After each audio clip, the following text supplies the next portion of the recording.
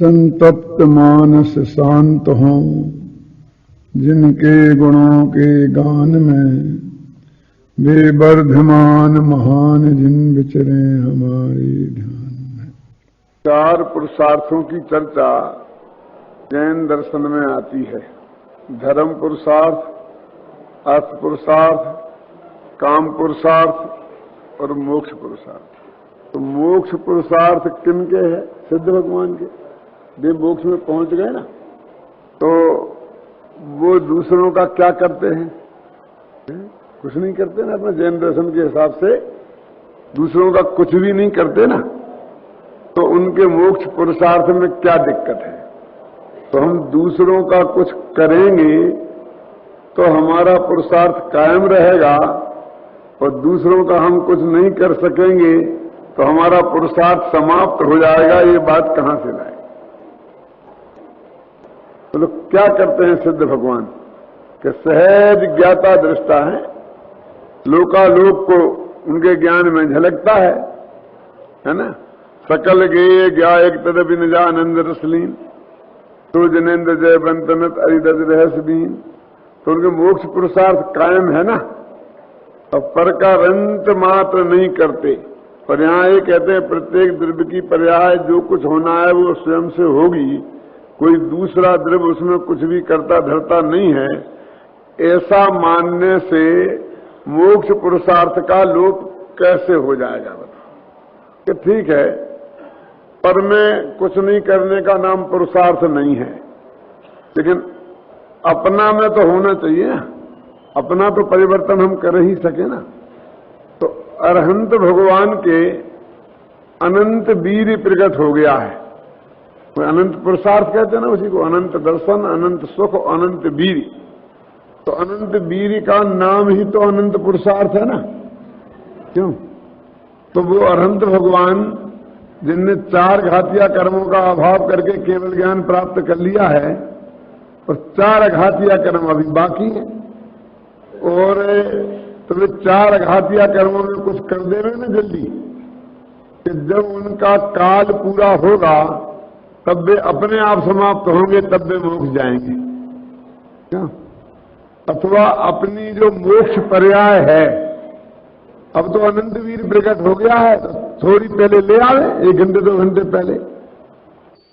केवल ज्ञान होने के बाद आदिनाथ भगवान 1000 वर्ष कम 1 कोर पूरब तक क्यों अरहंत अवस्था में रहे? तो केवल ज्ञान प्राप्त हुआ था, आनंद वीर प्रकट हुआ, और मोक्ष तो वो चाहते थे। सारा पुरुषार्थ ही उन्होंने मोक्ष के लिए किया था। क्या कमी रह गई थी? दूसरे समय में ही मोक्ष हो जाता। अपनी पर्याय भी नहीं ला पाए। मोक्ष पर्याय लाते तो सिद्ध पर्याय, तो 1000 वर्ष कम 1 कोरि पूरब की जो अरहंत पर्याय थी, उसे कहीं निकाल के फेंकना पड़ता, क्योंकि फिर बाद में मोक्ष के बाद तो आती नहीं। तो उनके पुरुषार्थ के लोक की समस्या हमारे दिमाग में क्यों नहीं आई? अरहंत भगवान में क्या पुरुषार्थ रहा बोलो? और हम अरहंत तो सिद्ध को अनंत वीर का धनी तो मानते ही हैं, अतुल्य बल का धनी भी और अनंत वीर का धनी भी मानते हैं। उनमें तो कोई पुरुषार्थ की कमी का सवाल नहीं है। अब भगवान आदिनाथ से लेके भगवान महावीर तक के जितने भी पूरब भव के रिश्तेदार होंगे, अनंत भवों में अनंत माँ बाप होंगे, भाई बहन होंगे, बाल बच्चे होंगे, पत्नियां होंगी, वे कहीं न कहीं संसार में होंगे ना, और से मोक्ष भी चले गए होंगे, बहुत से संसार में भी रख रहे होंगे। मारी जैसे नरक में भी थे ना, आदिनाथ के मोक्ष में चले गए थे, वे नरक में थे, और उनके केवल ज्ञान में वो सब दिखाई दे रहे होंगे। क्यों श्री राम जी? क्या नहीं दिखाई दे रहे होंगे? सकल गेय के गायक है ना वे, तो वे उन्हें निकाल ला दें वहां से, क्या कल्याण कर दे रहे।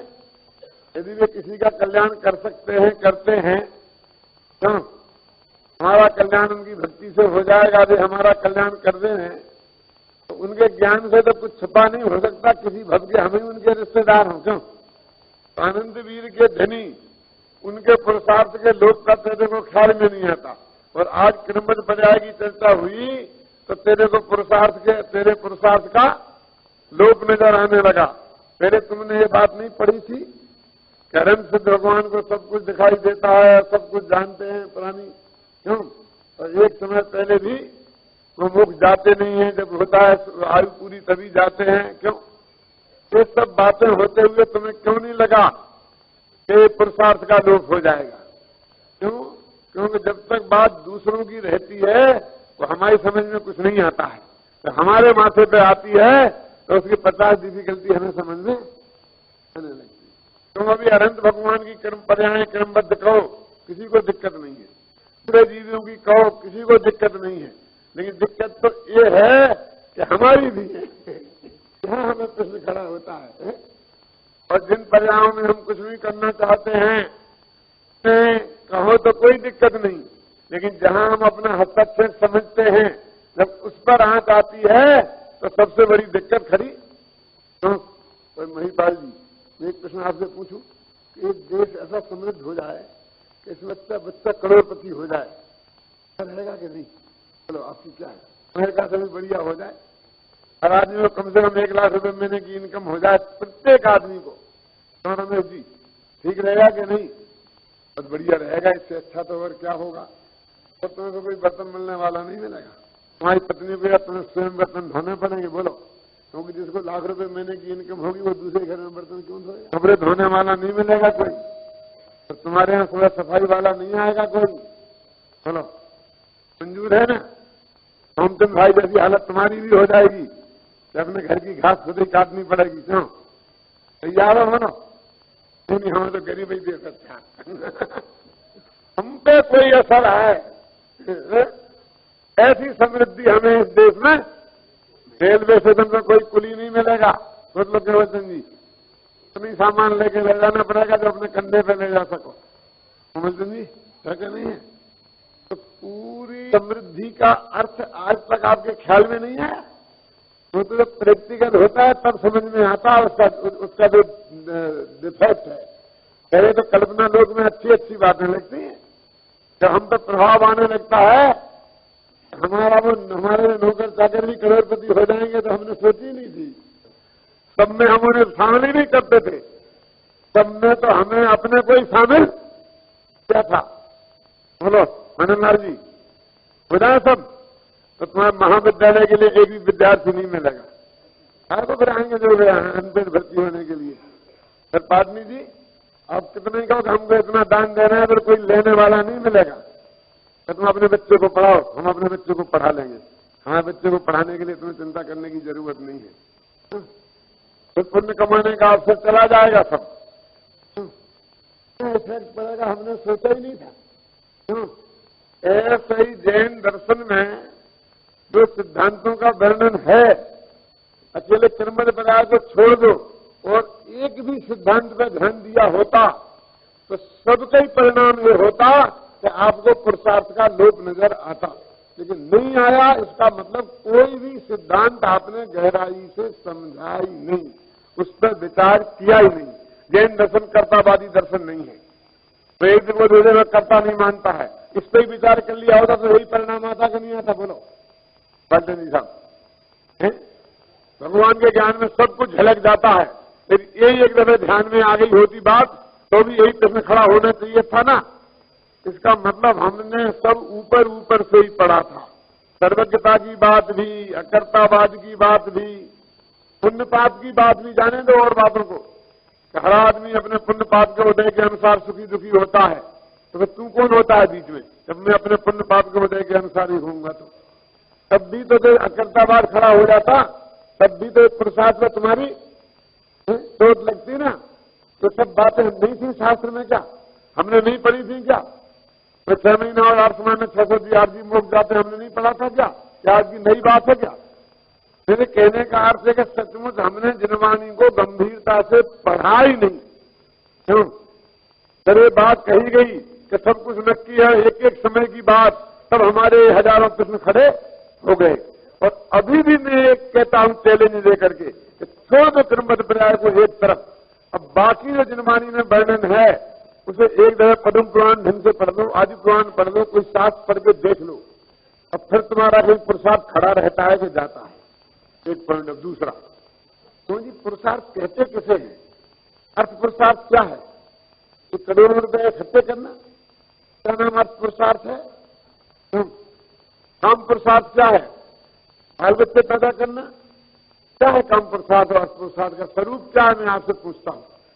अगर सुनो, 5 बजे सुबह घूमने जा रहे भगत राम जी आप, वहां देखा तो 10,000 के नोटों की एक गड्डी पड़ी थी।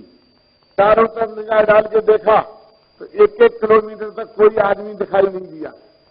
आप अकेले हो और कोई नहीं है। बोलो, उन नोटों की गड्डी को उठा लेना पुरुषार्थ है कि नहीं उठाना पुरुषार्थ है? मुझे बताओ। कि उठा लेना तो सब लोगों की सहज वृत्ति है। रिक्शे वाला कोई भी होगा, धोबी नाई कोई भी, तो गुजरात से लेकर कोई भी व्यक्ति होगा तो चुपचाप उठा के रख लेना जेब में। ये तो सहज वृत्ति है, इसमें पुरुषार्थ का क्या काम? पुरुषार्थ तो उस लोभ को जीतने में है कि नो डेंजर, तो भी मुझे इससे क्या लेना देना। जो वो अंदर लोभ पैदा हुआ है, उस लोभ को जीतना वो पुरुषार्थ है कि उसको उठा लेना वो पुरुषार्थ है? क्यों? विचार करो। सेठ और सेठानी मंदिर जा रहे थे, आगे आगे सेठ जी और पीछे पीछे सेठानी। तो रास्ते में कोहिनूर हीरा पड़ा दिख गया सेठ जी को। तो सेठ जी वहीं देखते ही रह गए। अब उनके मन में एक विकल्प आया कि सेठानी की निगाह पड़ गई इस पर तो ये उठाए बिना रहेगी नहीं। जैसे कितना ही मना करो, एक घर में चोरी का हीरा आए बिना रहेगा नहीं। जा तो रहे थे मंदिर और ये पाप हो जाएगा आज। इसलिए ऐसा करो कि सेठानी की निगाह में हीरा तो पढ़े ही नहीं।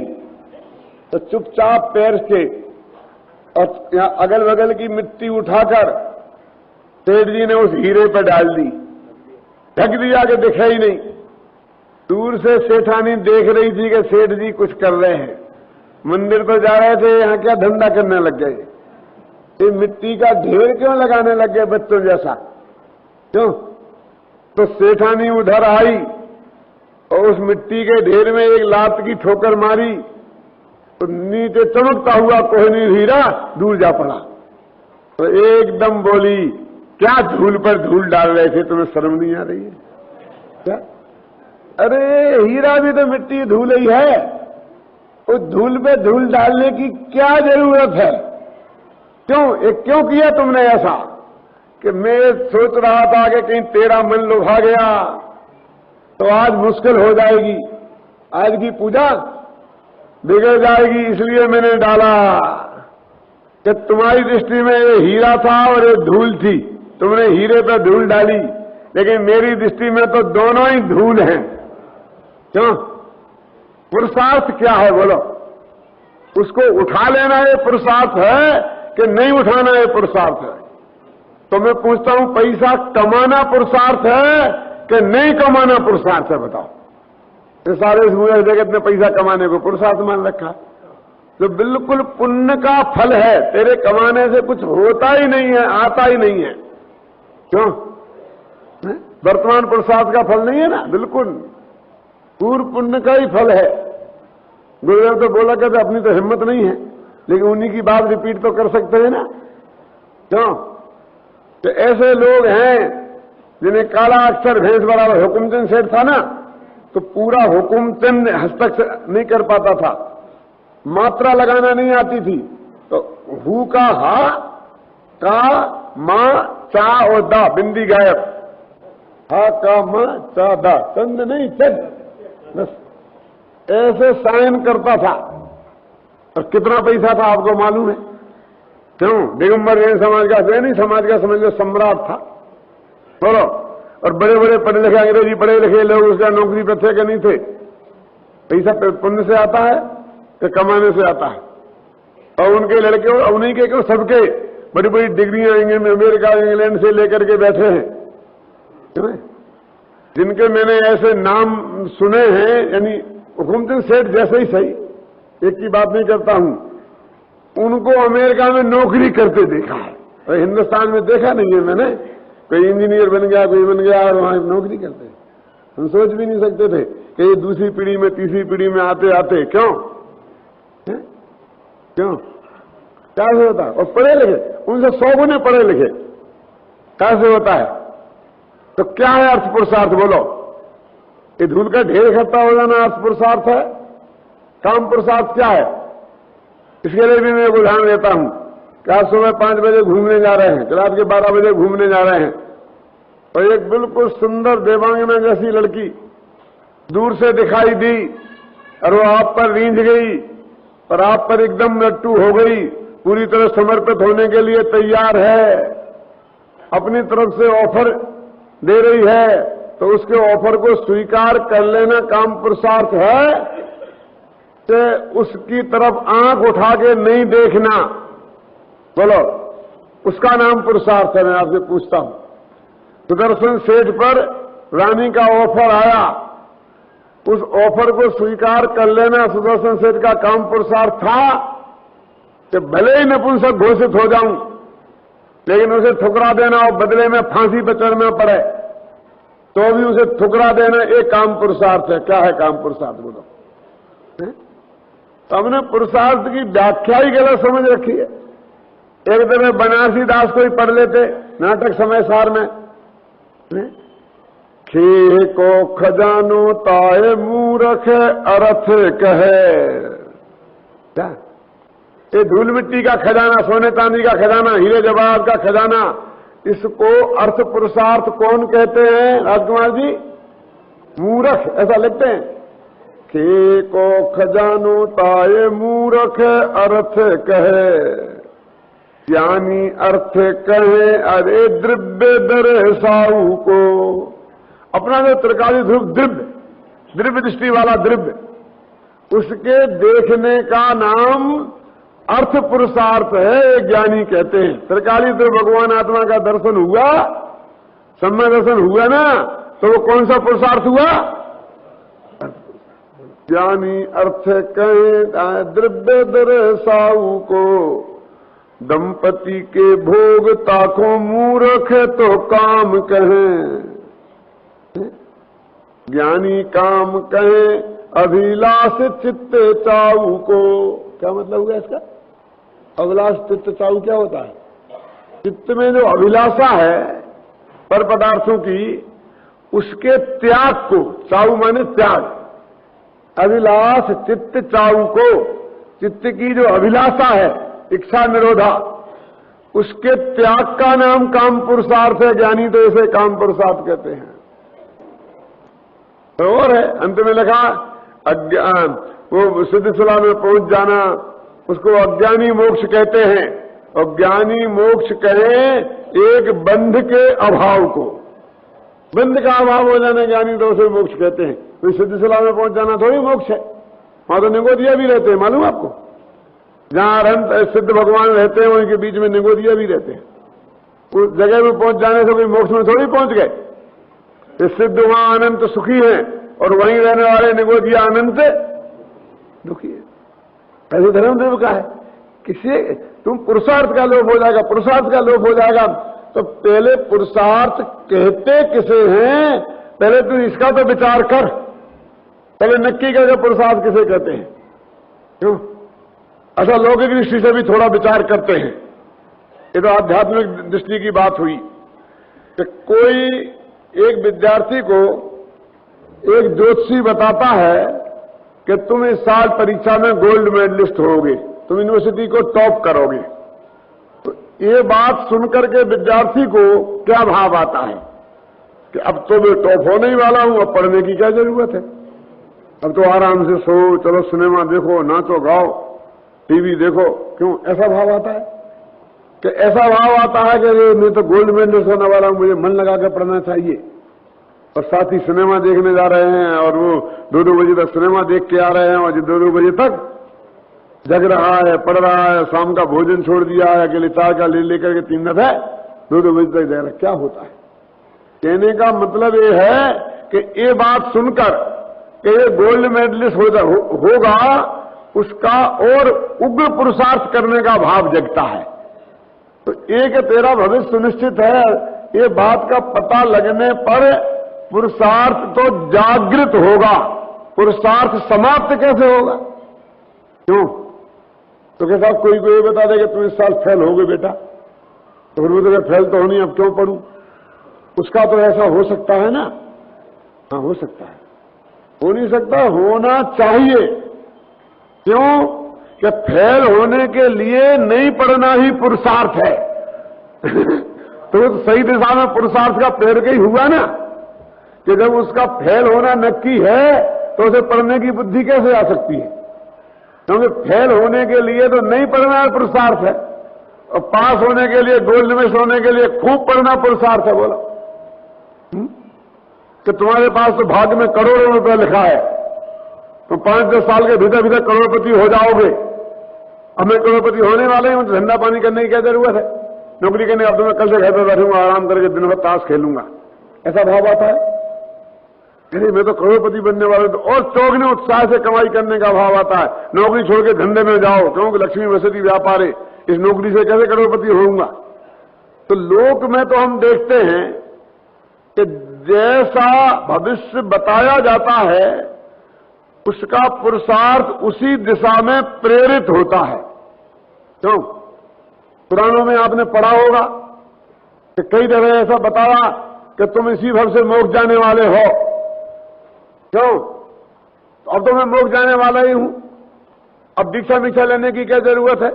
अब भूखों मरने की क्या जरूरत है? मोक्ष तो मेरा पक्का है ही। क्यों? ऐसा भाव आता है, तो दीक्षा लेने का भाव आता है। मैं आपसे पूछता हूं, महावीर को नहीं मालूम था कि वे इसी भव से मोक्ष जाने वाले हैं? उन्होंने कहा को 12 वर्ष पहले दीक्षा ली, 42 वर्ष की उम्र में ली ना, केवल ज्ञान होने के 12 वर्ष पहले। अरे मैं तो जाने ही वाला हूं, चला जाऊंगा। क्यों? ऐसा भाव क्यों है? जाने वाले को दीक्षा लेने का भाव आता है। क्यों दीक्षा लूं? क्योंकि मैं तो जाने वाला हूं। उन्हें पता नहीं होगा भगत राम जी के, आपको तो पता है ना कि महावीर ही भव से मोक्ष जाने वाले थे। आदिनाथ को भी पता था तो ये महावीर के भव में मोक्ष जाएंगे, और महावीर को पता नहीं है कि मैं इस भव से मोक्ष जाऊंगा। क्यों? अनंत जी नहीं, उन्हें नहीं होगा पता, उन्हें था ना पता, तो उन्हें दीक्षा लेने का भाव आया कि नहीं आया? बोलो।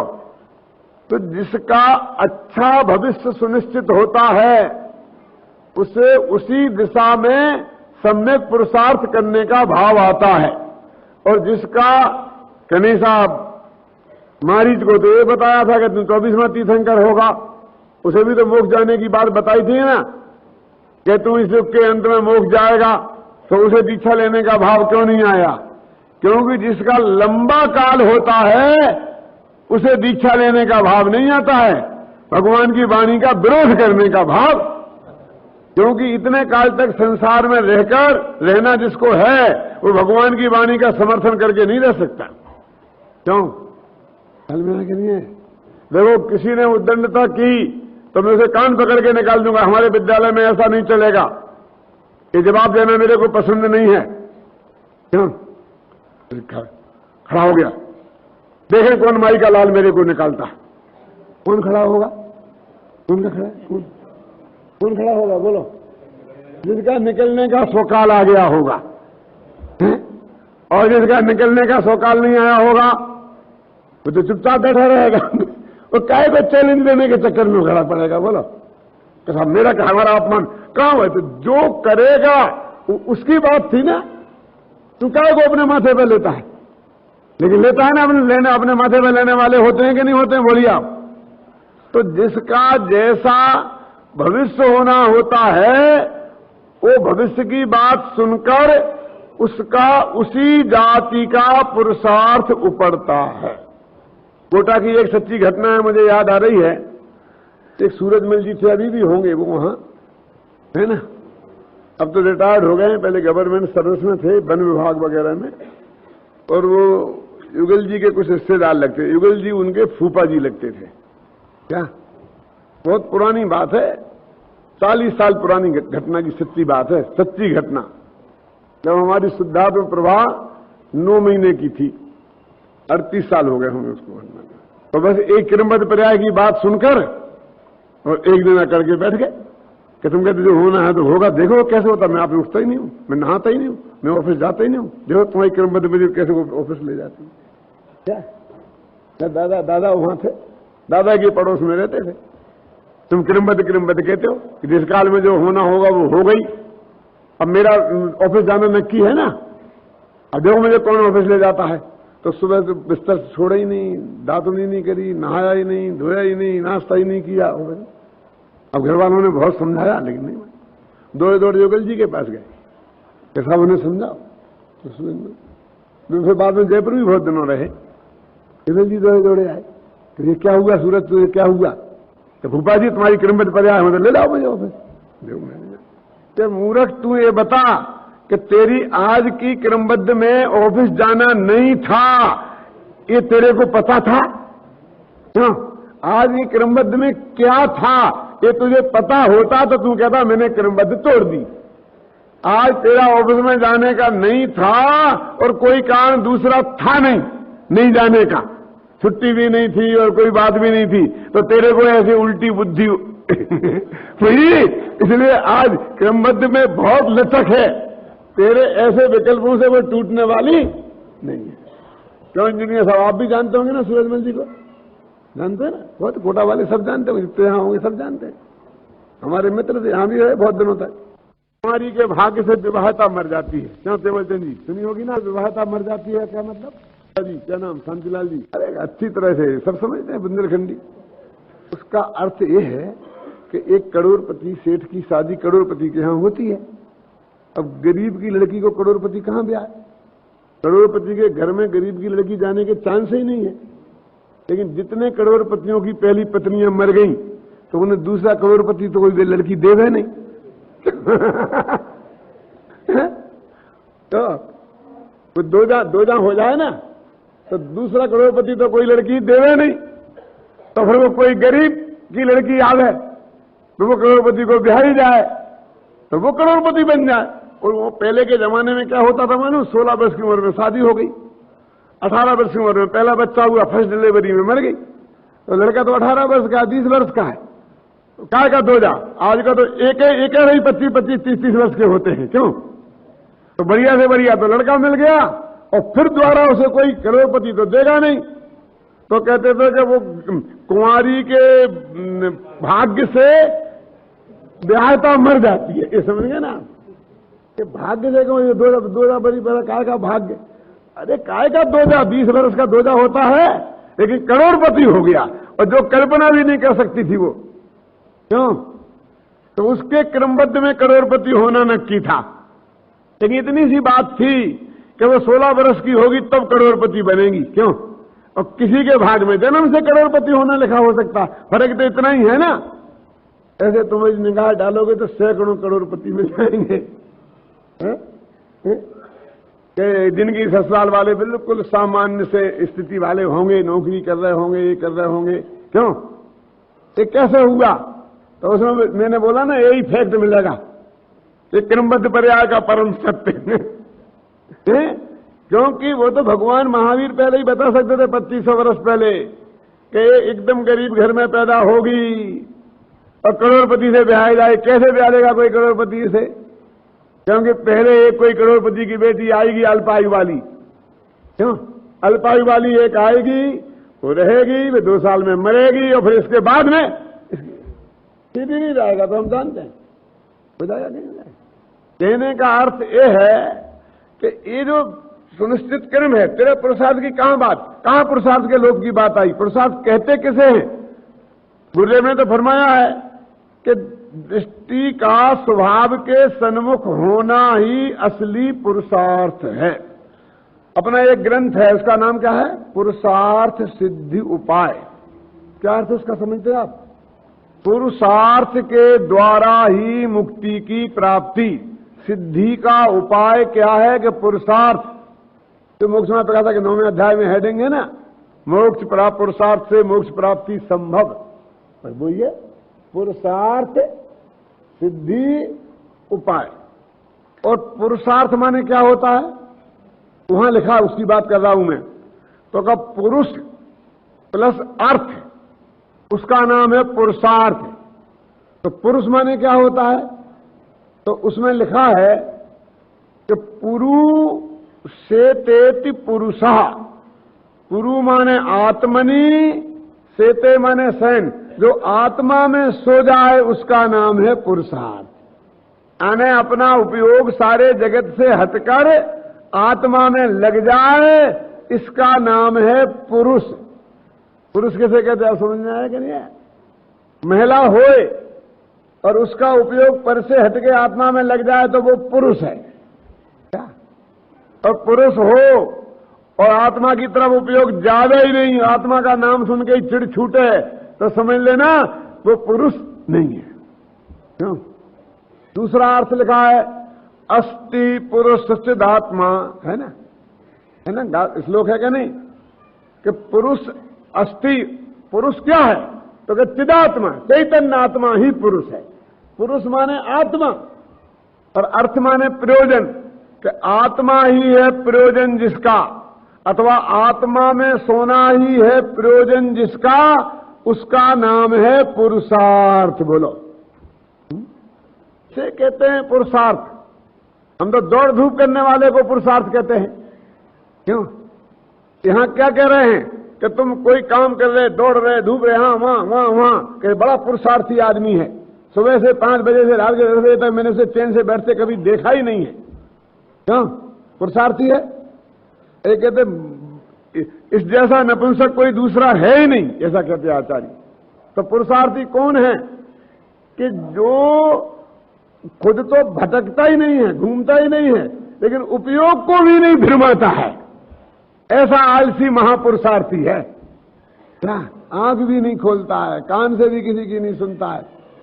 आप लोगों के सो ही गए। क्यों? पीछे से हिरण खाद खुदा जाए तो ही पता नहीं चलता कि कोई ने खाद खुदाई है। क्यों? वो मोक्ष पुरुषार्थी है, वो धर्म पुरुषार्थी है, वो अर्थ पुरुषार्थी है, वो काम पुरुषार्थी है क्या नहीं है? बोलो। मैं पूछता हूं कि भगवान महावीर को अनंत वीर माने अनंत पुरुषार्थ होता है ना? जब वो प्रकट हुआ था तब वे क्या कर रहे थे? बोलो। दौड़ रहे थे, भाग रहे थे, युद्ध कर रहे थे, लड़ाई लड़ रहे थे। बोलो। देख रहे थे, सुन रहे थे, सूंघ रहे थे, चख रहे थे। क्यों? कुछ नहीं, कि ध्यान कर रहे थे कि किसका? कि अपने आत्मा का। तो वो अनंत पुरुषार्थ था क्या नहीं था जिससे उन्हें केवल ज्ञान की प्राप्ति हुई? बोलो। एक समय आत्मा का दर्शन हो तो सम्मा दर्शन की प्राप्ति होती है, और लगातार अंतर मुहूर्त तक आत्मा का दर्शन हो तो केवल ज्ञान की प्राप्ति होती है। बोलो, पुरुषार्थ क्या है? आत्मा का दर्शन के पर का दर्शन। क्या लोप हो जाएगा? मैं आपसे पूछता हूं। तुम क्रमबद्ध पर्याय को मान लेंगे तो आत्मा के दर्शन में कोई दिक्कत हो जाएगी?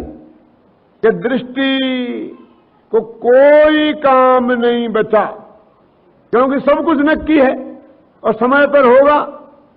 तो बोलो, अब तेरे ज्ञान को कोई काम नहीं बचा तो कहां जाएगी दृष्टि, कहां जाएगा ज्ञान? बोलो जरा यहां विचार करो कि अभी आप यहां काम कर रहे हैं, सभा खत्म हो जाएगी, सब लोग चले जाएंगे, दरी भी उठ जाएगी, अब कोई काम नहीं रहेगा तो कार्यकर्ता फिर कहां जाएगा? क्या करेगा? क्यों? काम रहेगा तो काम करेगा, काम रहेगा तो शहर में भागेगा। क्यों? स्टेशन भागेगा। और काम नहीं रहेगा तब क्या करेगा? तो अपने घर जाएगा। क्यों?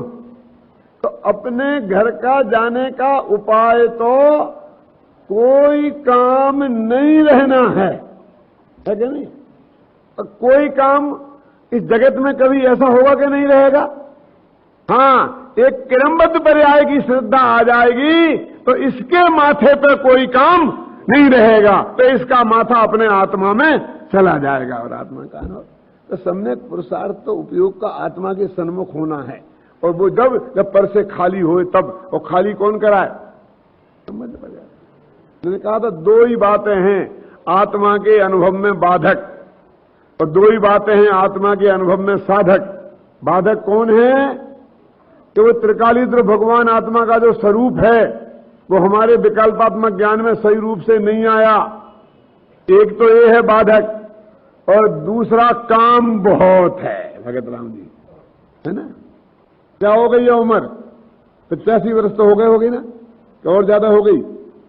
अभी भी बहुत काम है, समाज को सुधारना है, परिषद का गठन करना है, और बहुत गड़बड़ हो है ना। आंख काम नहीं करती है, कान काम नहीं करते हैं, आंख पे चश्मा लग गया है, कान में मशीन लग गई है, पांव काम नहीं करते हैं, 2 आदमी पकड़ के लाते हैं, पकड़ के, लेकिन काम खत्म नहीं हुआ, और काम खत्म होने वाला है। साल 2 साल में खत्म हो जाएगा। अगर भगत राम जी की बात नहीं है तो हमारे प्रेमी है, उनका नाम ले दिया, बाकी सबका समझना। क्यों कमल सिंह जी, खत्म होने वाला है ये काम, अपने ही खत्म हो जाएंगे और काम फिर भी बाकी। अभी हमें देश को 21वीं शताब्दी में ले जाना है और 21वीं शताब्दी आते ही 22वीं शताब्दी में ले जाना है। क्यों? ये काम कभी खत्म नहीं होने वाला है। तो खत्म होना हो तो क्रमबद्ध पर्याय की श्रद्धा होगी, उससे ही खत्म होगा। ये 2 बड़े बाधक हैं। तो साधक क्या है कि वो तेरे को ख्याल में आ जाए, त्रिकाली ध्रुव, और फिर क्रमबद्ध पर्याय की श्रद्धा हो जाए तो उपयोग वहां से खाली होकर खटाखट यहां चला जाएगा। आपको मालूम है कि जब रामचंद्र जी का मृत्यु का झूठा समाचार लक्ष्मण को दिया देवताओं ने, तो लक्ष्मण को उसी वक्त स्वर्गवास हो गया। स्वर्गवास हो गया कि नरकवास हो गया आप जानो, लेकिन हो गया, देहांत हो गया। क्यों? और राम उनको 6 महीने तक कंधे पे लिए फिर रहे थे। तो अयोध्या की क्या हालत हुई होगी, समझ गए ना? सम्राट की ये हालत हो जाए और उनका परम सहयोगी मर जाए, तो उस वक्त रावण का कोई एक भांजा कोई था जिसे बहुत तकलीफ उठाई थी, तो उसने सोचा कि अब मौका है, खरदूषण का बेटा कुछ ऐसा कोई रावण का भांजा ही, अब मौका है बदला लेने का। क्यों? इनसे बदला लेने का अब मौका है। तो उसने चढ़ाई करने का विचार किया अयोध्या पर बदला लेने के लिए। तो कोई 2 देव थे जिनको इनने सहायता की थी, मनुष्य भव में वो मर के देव हो गए थे। तो उन्हें ये बात पता चली कि ऐसा ऐसा हो रहा है और अयोध्या पर ये लोग लव कुश दीक्षा लेके चले गए हैं, लक्ष्मण के 8 बेटे दीक्षा लेके चले गए हैं, राम की हालत ये खराब हो गई है, लक्ष्मण मर गए हैं और ये मौका लेकर के और इस पर आक्रमण करने वाले हैं। तो 2 देवता देव थे, तो उन्होंने कहा कि भाई एक काम तो तुम करोगे, जाके राम को समझाने का काम करो। एक देव को तो वहां भेजा और दूसरे देव से कहा कि तुम जाओ तो वो जो आक्रमण करने वाले हैं उनसे निपटो। एक देव ने तो क्या किया, सारी अयोध्या को अपने सैनिकों से घेर लिया। चारों तरफ से जो आक्रमण करने आए थे ना विरोधी लोग, उनको चारों तरफ से घेरा डाल दिया। और दूसरे यहां राम को समझाने आए कि तुम इसको छोड़ो, कंधे पे लिए मत फिरो। तो उस वक्त जो उन्होंने घेरा डाला चारों तरफ से, लेकिन एक तरफ से रास्ता छोड़ दिया। कैसा घेरा? रास्ता इतनी जगह छोड़ दी। उसमें लिखा है पद्म पुराण में, तो घेरा डालने का ये मतलब होता है जगह छोड़ दो। घेरा डालने का मतलब चारों तरफ से घेर लो। आपने देखा होगा सैनिक लोग नाथुओं को घेरते करते हैं, टीवी पर तो देखा ही होगा सिनेमा में, तो चारों तरफ से घेरा डाल देते हैं ना। लेकिन उनने ऐसा घेरा डाला तो रास्ता छोड़ दिया। क्यों? तो उसने लगा ऐसा क्यों किया? क्योंकि वे देव कोई लड़ना थोड़ी चाहते थे, वो तो चारों तरफ घेरे का आतंक पैदा करके उनको ये बताना चाहते थे कि बेटा तुम घिर गए, मरोगे, अब जान बचा के भागो। अब वो जान बचा के भागने का भाव उनके मन में पैदा होए तो रास्ता होना चाहिए ना। तो रास्ता मिले तो भाग जाएं, और रास्ता नहीं मिले तो क्या होगा कि अब जो कुछ भी होगा मरेंगे जिएंगे, अब तो हम लड़के मरेंगे, 4 को मार के मरेंगे। होता कि नहीं होता? यदि पूरी तरह घेर लो तो फिर वे मरेंगे और अपन को मारेंगे, और यदि रास्ता छोड़ दो तो भाग जाएंगे। तो वो भाग गए। ख्याल में है ना? ऐसा ही जब तत्वा सूत्र लिखा गया तो सबसे पहले समर्थ ज्ञान चारित्राणी मोक्ष मार्गा, तो शिष्य ने प्रश्न किया पहले से मोक्ष का मार्ग क्यों बता रहे हैं? पहले संसार के दुखों का बताओ, जैसे छेड़ाला में बताया ना 4 गतियों के दुख। तो संसार पूर्वक मोक्ष होता है तो पहले संसार का वर्णन करो, बाद में मोक्ष का करना। उन्होंने कहा नहीं, पहले मोक्ष का मार्ग बता दो और बाद में नरक के दुखों का वर्णन करेंगे 4थे अध्याय में। तो उससे क्या फायदा है कि नरक के दुखे से घबराएगा और मोक्ष का मार्ग उसे पता है ही, तो फटाफट मोक्ष के मार्ग में से भाग जाएगा। और मोक्ष का मार्ग तो बताया नहीं, वो पहले से ही दुख बताए तो रास्ता तो दिखेगा नहीं, और घबराएगा तो घबरा के बेहोश और हो जाएगा। क्या था? पहले रास्ता बताओ, पहले रास्ता छोड़ो, समझे ना? तो पहले त्रिकालीद्र भगवान आत्मा का निर्णय करो कि कहां जाना है, और फिर क्रमबद्ध पर्याय का स्वरूप बताकर सारे कार्य से मुक्त कर दो। फिर इन्हें मैं रिटायर्ड हो गया, अब क्या करूं, अब क्या करूं, अब क्या करूं की समस्या खड़ी नहीं हो जाए। क्यों? दूसरी नौकरी नहीं तलाश है। क्यों? समझे ना भगतराम जी? फिर रास्ता दिखा दो कि ये रास्ता है, त्रिकालीध्रुव में चला जा। राजेंद्र, बहुत प्रकृति ने तुम्हारे साथ अनंत उपकार किया है। क्या? कि पहले तो नौकरी से रिटायर्ड किया, अब तुम दूसरी नौकरी खोजने लगे तो हार्ट अटैक लगा दिया। क्यों मर रहे हो? मौत दिखा दी, और काम करने लायक रहने नहीं दिया। अब कह दिया कि अब करो, आत्मा में जाओ। कहां जाओगी? और फिर भी नहीं जाओ तो भगवान मानेंगे। तो नहीं होता तो और एक दूसरी गुलामी खोजते, एक जगह से रिटायर्ड, दूसरी जगह, तीसरी जगह। क्यों? धर्म तो लोग जब ही करना चाहते हैं, कुछ करने लायक नहीं रहे, पेट में कुछ पचाने लायक नहीं रहे, आंख देखने लायक नहीं रहे, कान सुनने लायक नहीं रहे। क्यों? तब पांचों इंद्रियां कुछ काम करने लायक नहीं रहे और भोगने के लायक भी नहीं रहे, तब धर्म की याद आती है। लेकिन भैया, धर्म इतनी सस्ती चीज नहीं है, उसके लिए भी कुछ पुरुषार्थ चाहिए, कुछ शक्ति चाहिए, कुछ ये विधि। दो चीजें हैं। क्रमबद्ध पर्याय तुम्हें सारी दुनिया से निश्चिंत करती है कि जो होना है वो ही होगा, तुम माथा मत मारो। और तो मैं क्या करूं कि त्रिकालीद्र भगवान आत्मा है, उसमें चले जाओ और आराम करो। इसी का नाम पुरुष है, इसी का नाम पुरुषार्थ है। सच्चा पुरुषार्थ तो यह है जो क्रमबद्ध पर्याय की श्रद्धा से प्रकट होता है, समाप्त नहीं होता।